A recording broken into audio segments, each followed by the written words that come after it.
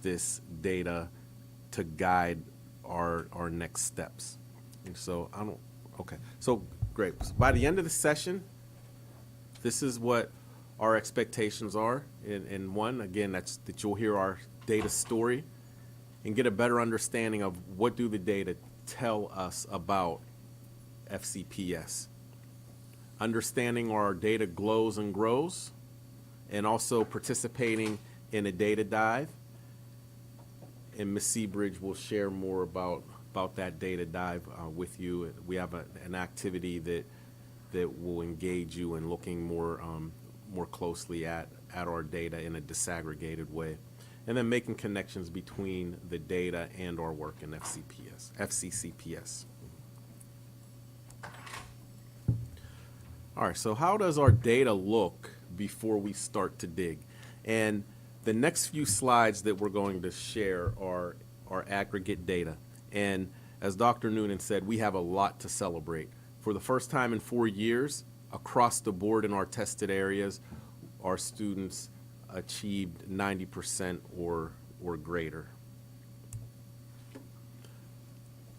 So we invite you to look at the slide there to see a little more specifically, again, overall student achievement on our SOLs, 90s across the board, or above 90 and above across the board. And then we also wanted to highlight the great work at our high school. A 100% graduation rate is phenomenal. And the fact that not only do we have a graduation rate that's 100%, we also know that a number of our students not only participated in the DP program, but also graduated with DP, IB, DP diplomas. And so we're proud of that. So again, our overall aggregate data, looking at a 3-year comparison, and we have our scores highlighted most recently in blue in that 4th column, and then our comparison to the state to the far right. So you can see across the board, reading, writing, mathematics, history and social sciences, and science, where we've scored and how that compares to the overall pass rate at the state level. All right, so we want to look at our divisions in Virginia. And again, we invite you to read the slide. And this is out of 132 divisions in the Commonwealth. You can see we're number 1 with a 95% in our history and social sciences, and number 1 in writing. And then we're tied at number 3 for reading and science with 91% respectively, and then tied at 6 with 91% for mathematics. Okay, so what we did on this slide and in the next 3 or 4 slides is we wanted to take a look at how we compare to other jurisdictions in the Northern Virginia region. And so at the far left, that's our state ranking.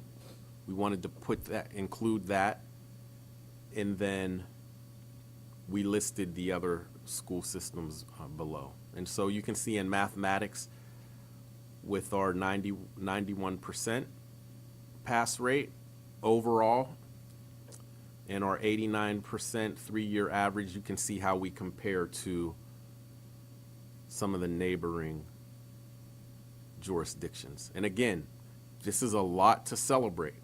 And we are doing things, a number of things really, really well, and we're proud of these numbers. So we take a look at English reading. And again, same format with the slides, with our state rank over to the left and the other jurisdictions below. You can see our 3-year average to the far right and our most recent rate.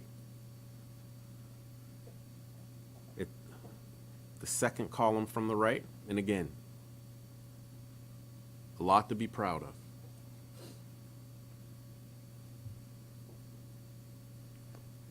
All right.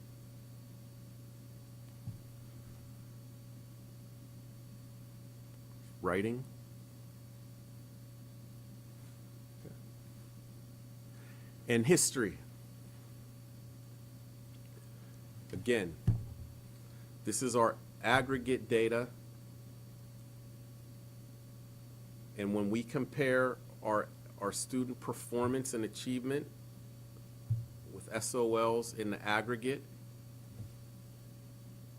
to other school systems, local school systems in Northern Virginia and in the state, you can see that we surpass all of those local jurisdictions as well as our state. Okay? So now what we want to do is take a deeper dive and start to go beyond the surface.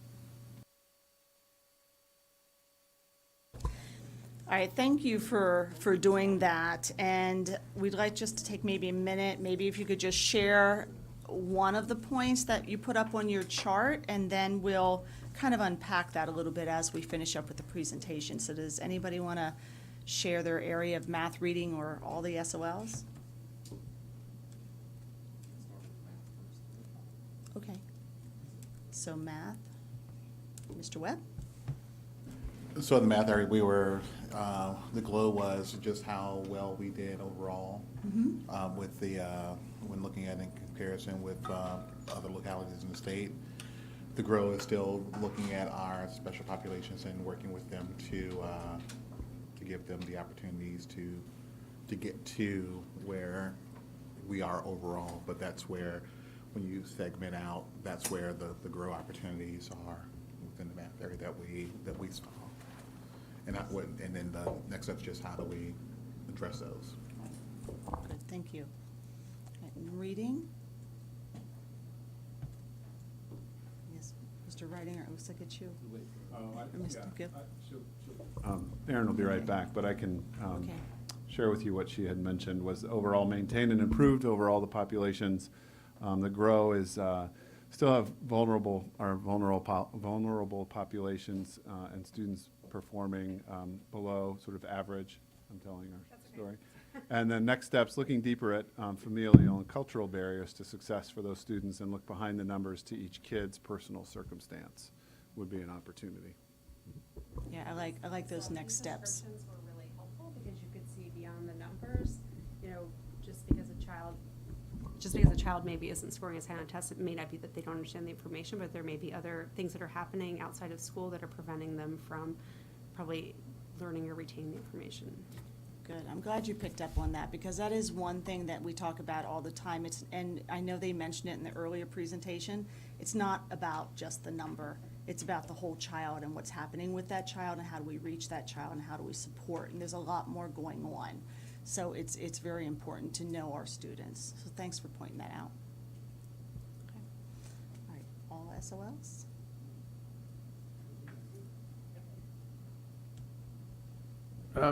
As everybody else has said, I think our GLOW we're delivering consistent and solid results. We saw several GROWs. Again, English language learners and economically disadvantaged students show up as needing additional support. Interestingly, I think there's some gaps in the males versus female populations, which I think is worth paying some attention to. And then we have the small number problem where, we just don't have critical mass of, we don't have 190,000 students like Fairfax County to have more complete data sets. And then the other problem is apples and oranges. Comparing one group of students' SOLs to last year's doesn't really tell you a whole heck of a lot. So I think the next steps are trying to take advantage of our small size while also dealing with some of our problems of our small size. Very good points. This is great that you came up with these, because this is all stuff we have to think about when we're looking at data. You can't just take it for face value. It's like a number, but what's behind that number? There's a lot of factors that come into play. You brought some good points about numbers, about is it the same test as it was last year? Are we really looking at that, apples to apples? So what we're going to do for the rest of the presentation is we're gonna unpack some of that for you and try to explain why some of the scores may look the way that they do. So another piece on here is purpose of the activity, like why did we have you do this, right?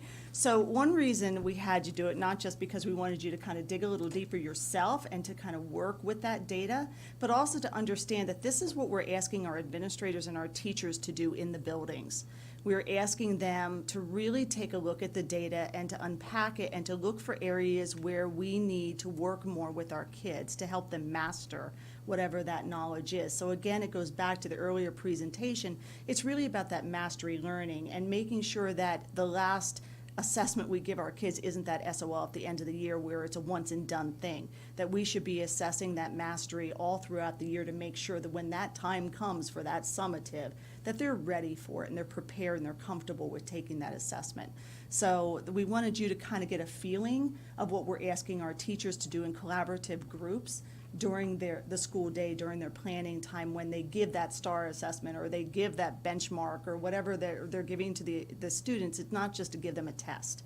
It's to actually come back together and look at the data from that assessment and figure out how we can support them in the classroom.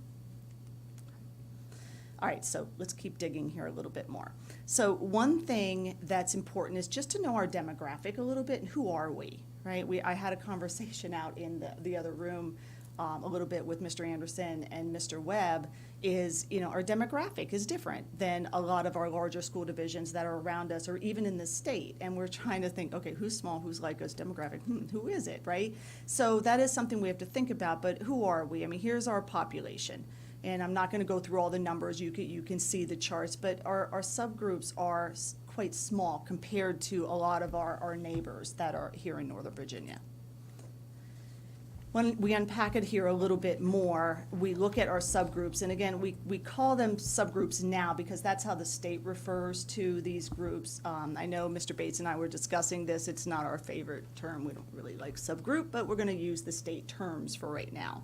So we've also included a few more of our subgroups. In the past, we focused on special ed, English language learners, economic disadvantaged. We decided that we need to kind of throw that net a little wider, and we are now looking more closely at our Hispanic and African American population as well here in Falls Church City. So if you look at the population where we have the most, or it's our Hispanic population, special ed, English language learners, economic disadvantage, and then a small population of African American. One disclaimer on this, I do want to note, it's early in the year, so we just got done with enrollment. We're actually still enrolling kids. These numbers are going to shift somewhat dramatically in some areas. Like, for example, free and reduced economic disadvantage is probably going to grow because parents have to fill out an application every year. It's early. A lot of them haven't even filled it out yet. So I'll come back with numbers later, maybe at the end of the year, and you can see how that shift has occurred. Those numbers also are duplicated counts, just before you ask your Yes. question, because I know it's coming. So you may have a student who is Hispanic and also special ed and also economically disadvantaged, so they may show up in 3 different categories. Yes. So when we take a deeper look, Mr. Bates is going to talk a little bit more about these groups now and how they perform. So we're digging deeper. Right, and as we dig deeper, one thing I would ask is that we accept being comfortable with being uncomfortable, and what I mean by that is that what we're doing is, in looking at the data a little more closely, is having courageous conversations with school leaders at the very beginning to help them better understand where we need to kind of set an entry for some of the work that needs to be done, especially when it comes to performance of marginalized groups. And so what we're going to do over the next 15 or so minutes as we dive into the data a little deeper is look at some areas that we're seeing the data needs to guide our work. And if we're going to be more responsive and better meet the needs of students, then these are some of the courageous conversations we have to have based upon data. So if you look at this first slide here, are economically disadvantaged when it comes to reading the reading SOL or economically disadvantaged in our Ls are performing slightly below